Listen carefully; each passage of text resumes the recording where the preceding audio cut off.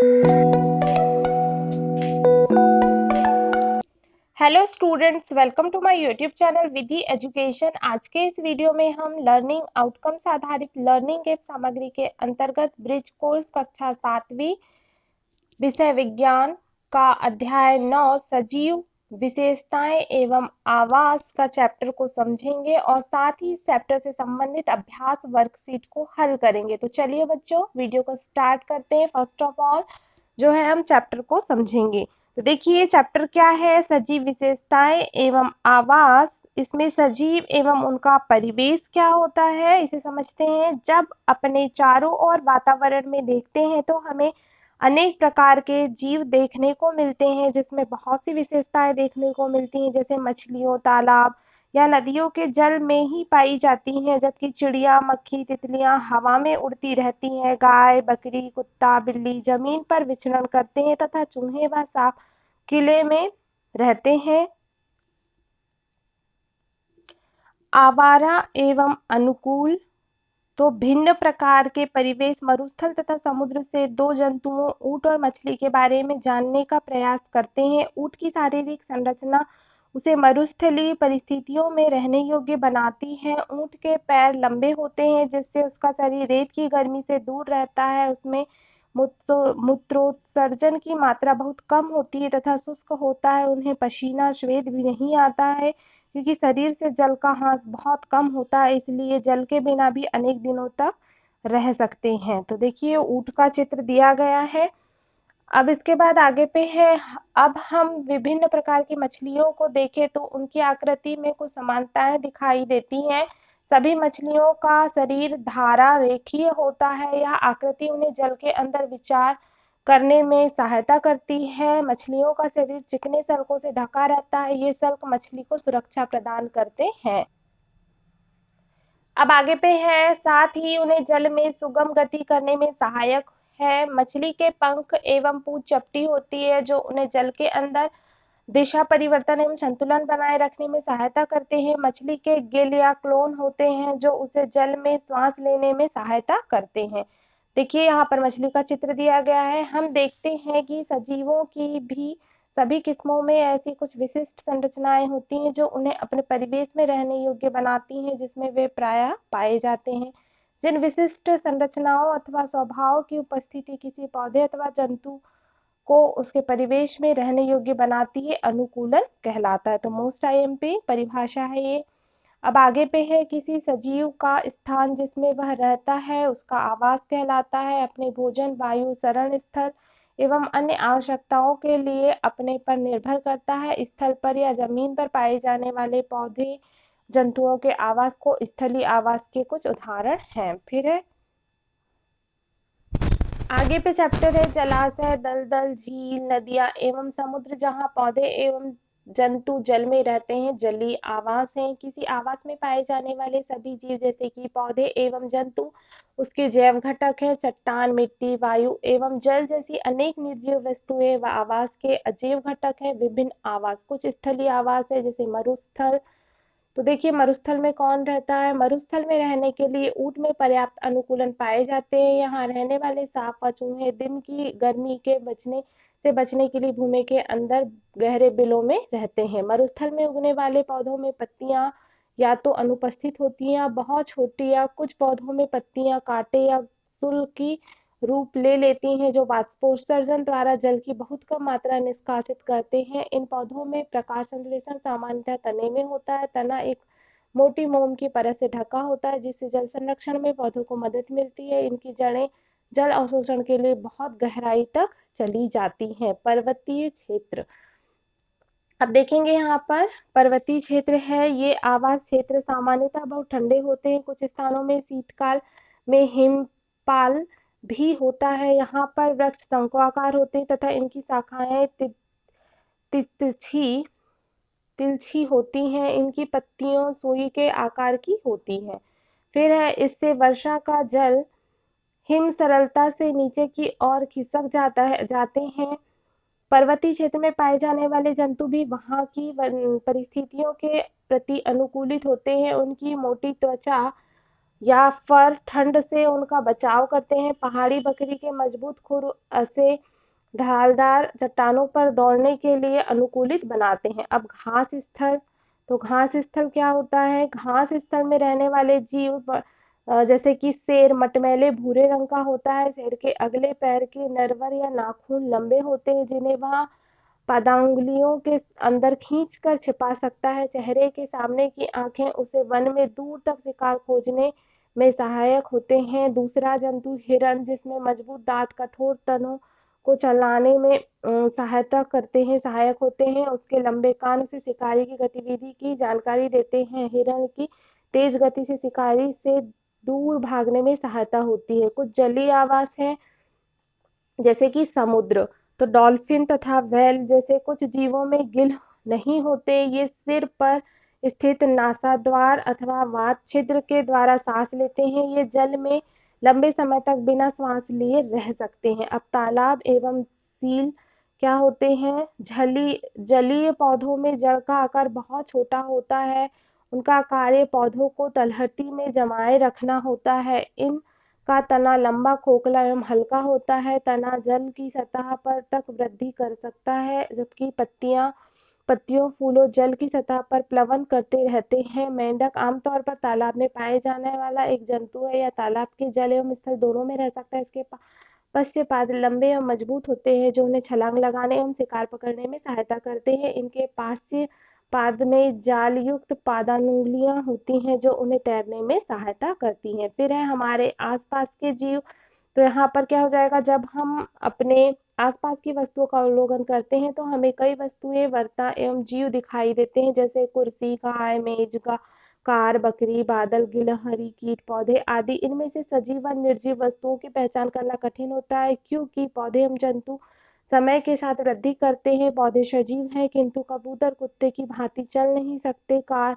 एवं बस चल सकती है, फिर भी हम उन्हें निर्जीव कहते हैं। हम स्वयं जीने का एक बहुत अच्छा उदाहरण है। कुछ लक्षण सभी सजीव वस्तुओं में एक समान होंगे। सभी सजीवों को भोजन की आवश्यकता होती है।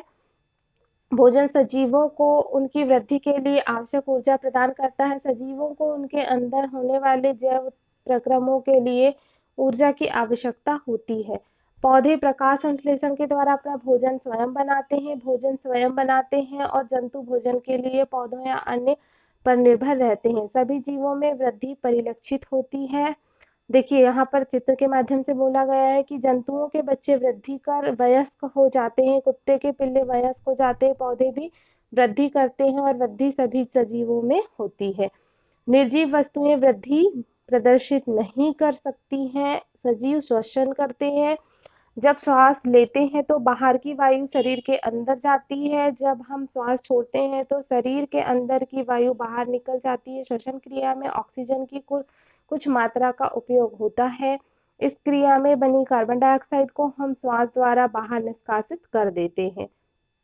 फिर है पौधों की श्वसन क्रिया में गैसों का आदान प्रदान मुख्यतः उनकी पत्तियों द्वारा होता है। पौधे की पत्तियां सूक्ष्म रंध्रों द्वारा वायु को अंदर लेती हैं तथा ऑक्सीजन का उपयोग करती हैं, वह कार्बन डाइऑक्साइड वायु में निष्कासित कर देती हैं। सजीव उद्दीपन के प्रति अनुक्रिया करते हैं।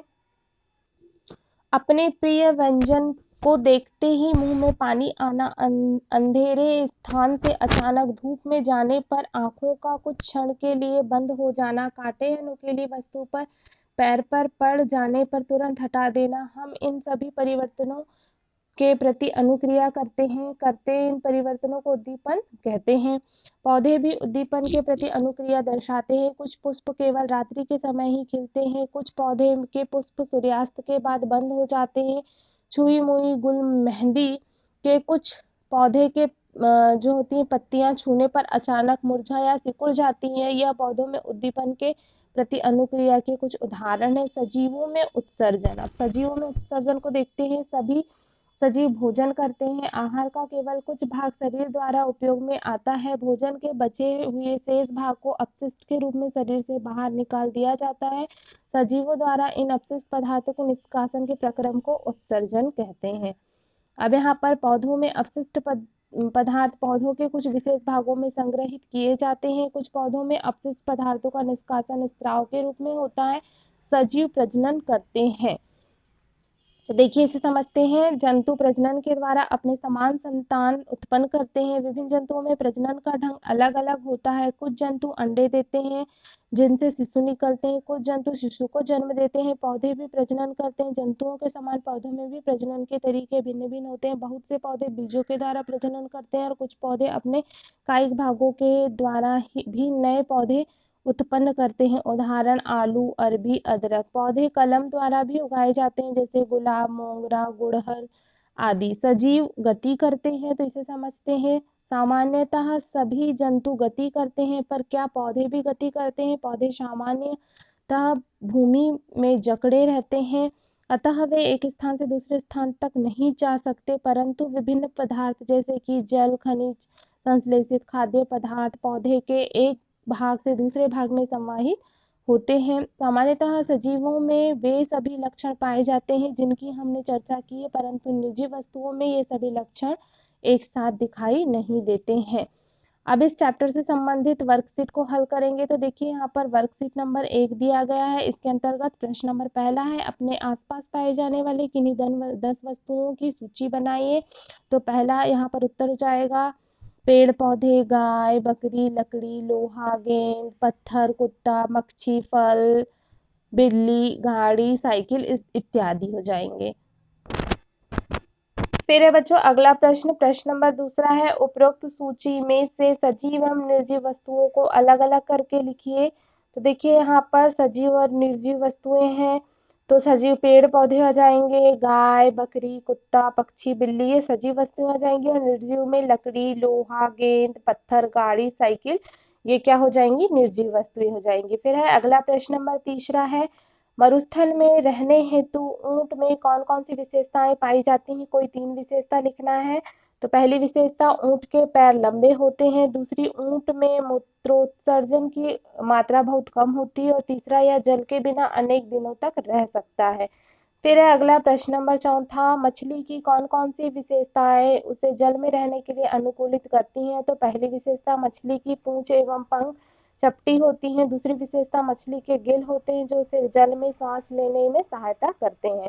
फिर है अगला प्रश्न नंबर पांचवा, आवास किसे कहते हैं? आवास के 2 प्रमुख प्रकारों का नाम लिखकर उनके दोनों उदाहरण लिखिए। तो आवास, सभी सजीवों के रहने के स्थान को आवास कहते हैं। प्रकार, स्थलीय आवास, उदाहरण मरुस्थल, पर्वतीय क्षेत्र। और दूसरा जलीय आवास में क्या आ जाएंगे? जलाशय, दलदल, झील, नदियां आदि। अब अगली है वर्कशीट नंबर 2। वर्कशीट नंबर 2 के अंतर्गत देखेंगे बच्चों, पहला प्रश्न है, मरुस्थल में पाए जाने वाले पौधों की कोई 3 विशेषताएं लिखिए। तो मरुस्थल में उगने वाले पौधों में पत्तियां या तो अनुपस्थित होती हैं या बहुत छोटी होती हैं। कुछ पौधों में पत्तियां कांटे या सुल्की का रूप ले लेती हैं। फिर है अगला, जो वाष्पोत्सर्जन द्वारा जल की बहुत कम मात्रा निष्कासित करते हैं। इन पौधों में प्रकाश संश्लेषण सामान्यतः तने में होता है। फिर है प्रश्न नंबर दूसरा, पर्वतीय क्षेत्र में पाए जाने वाले जीवों की 2 तथा पादपों की 2 विशेषताएं लिखिए। तो जीवों की 2 विशेषताएं जो पर्वतीय क्षेत्र में पाए जाते हैं, पर्वतीय क्षेत्रों में पाए जाने वाले जंतु भी वहां की परिस्थितियों के प्रति अनुकूलित होते हैं। उनकी मोटी त्वचा या पर ठंड से उनका बचाव करते हैं। और पादप की विशेषता, यहाँ पर वृक्ष शंक्वाकार होते हैं तथा इनकी शाखाएं तिछली होती हैं। इनकी पत्तियां सुई के आकार की होती हैं। तो इस प्रकार से आप लिख देंगे आंसर। फिर है अगला प्रश्न नंबर तीसरा, घास स्थल में रहने वाले किन्हीं 2 जीवों का उदाहरण देकर उन्हें उस परिस्थिति में रहने हेतु कौन से गुण परिलक्षित होते हैं उन्हें लिखिए। तो यहाँ पर उत्तर हो जाएगा, घास स्थल में रहने वाले जीव शेर मटमैले भूरे रंग का होता है।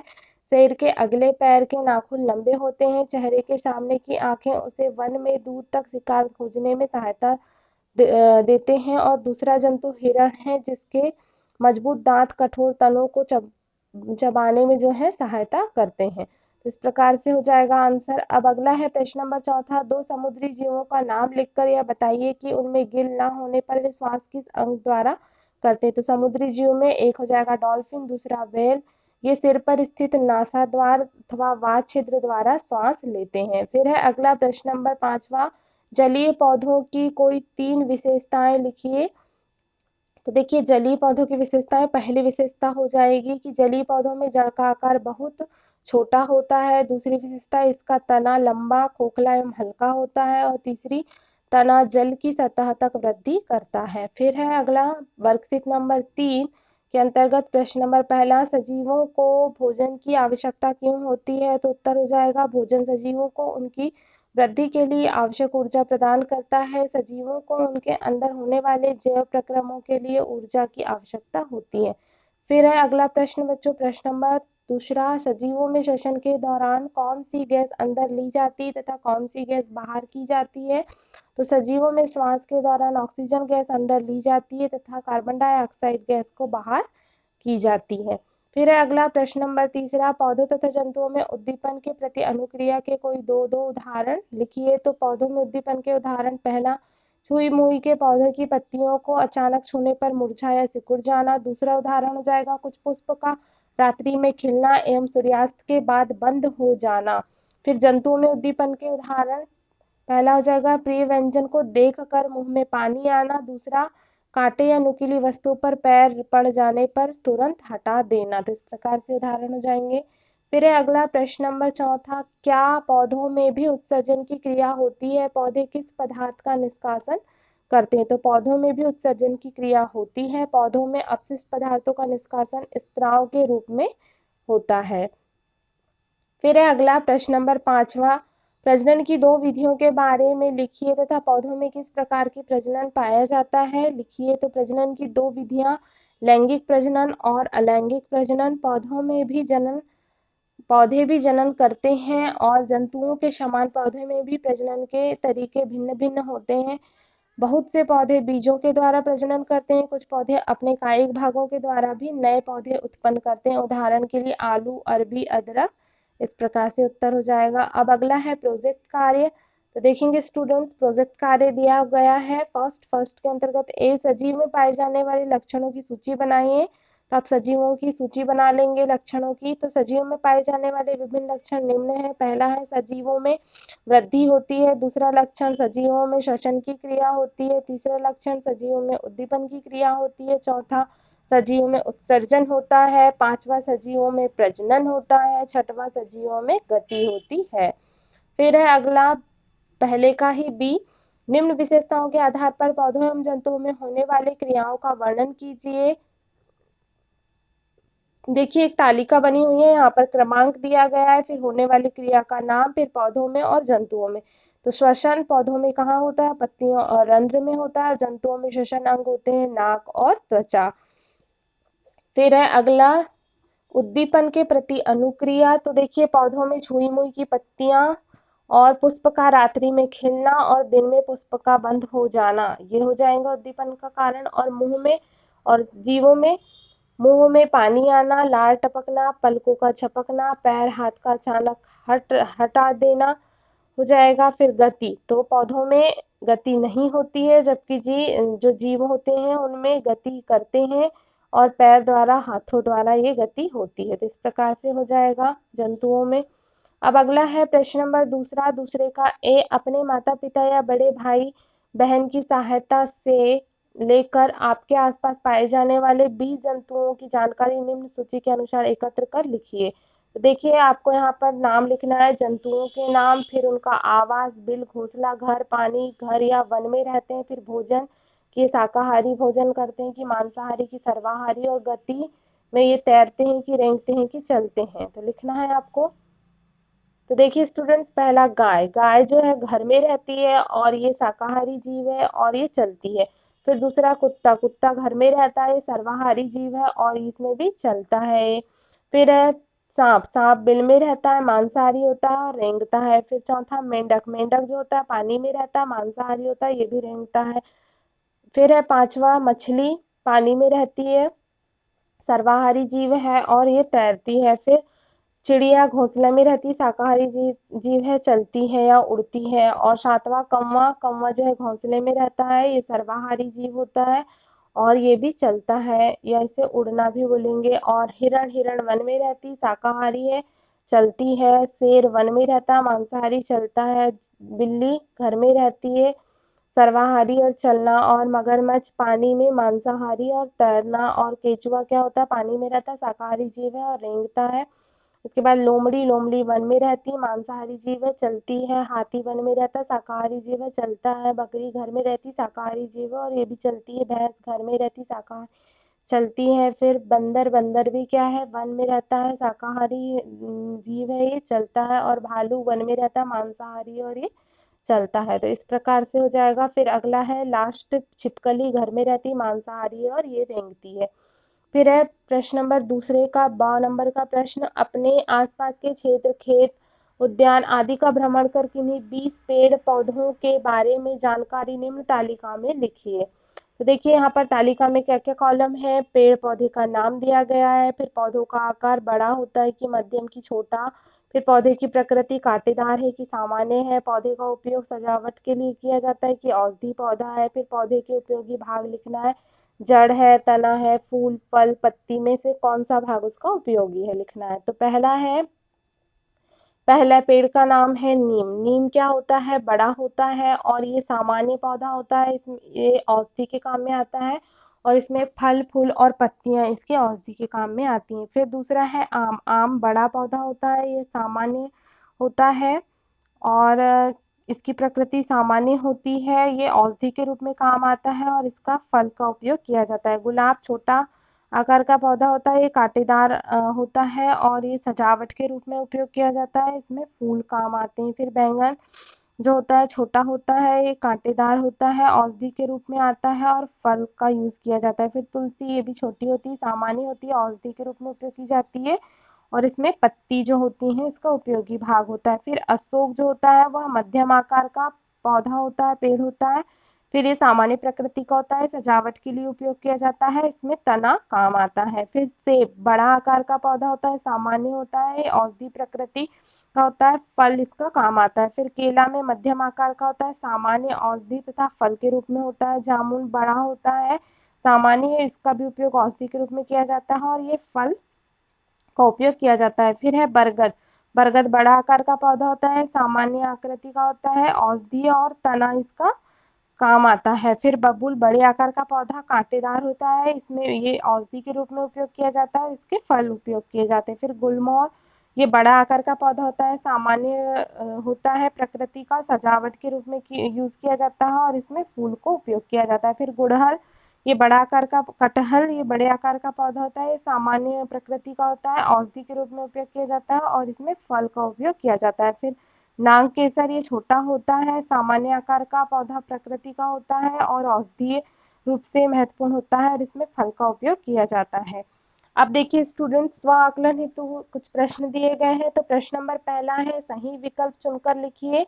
ए नंबर का है, ऊंट किस स्थान पर रहने के लिए अनुकूलित है, तो ये मरुस्थल में आ जाएगा। फिर दूसरा, वह घास स्थल का मुख्य शिकारी पशु है, शेर है।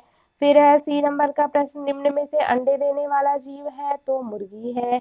फिर है अगला डी नंबर का प्रश्न, निम्न में से कौन सा पौधा मरुस्थल में पाया जाता है, तो ये नागफनी पाया जाता है। फिर ई नंबर का जैव घटक का उदाहरण है, तो ये पौधे हो जाएंगे। फिर प्रश्न नंबर दूसरा, सत्य असत्य पहचान कर लिखना है। पहला है, सजीव सभी जीवों में श्वसन की क्रिया होती है, तो सत्य हो जाएगा। निर्जीव वस्तुएं वृद्धि करती हैं, तो ये असत्य हो जाएगा। फिर प्रजनन में सजीव अपने समान संतान उत्पन्न करते हैं, तो ये सत्य हो जाएगा। हिरण घास स्थल में पाया जाने वाला जीव है, तो सत्य हो जाएगा।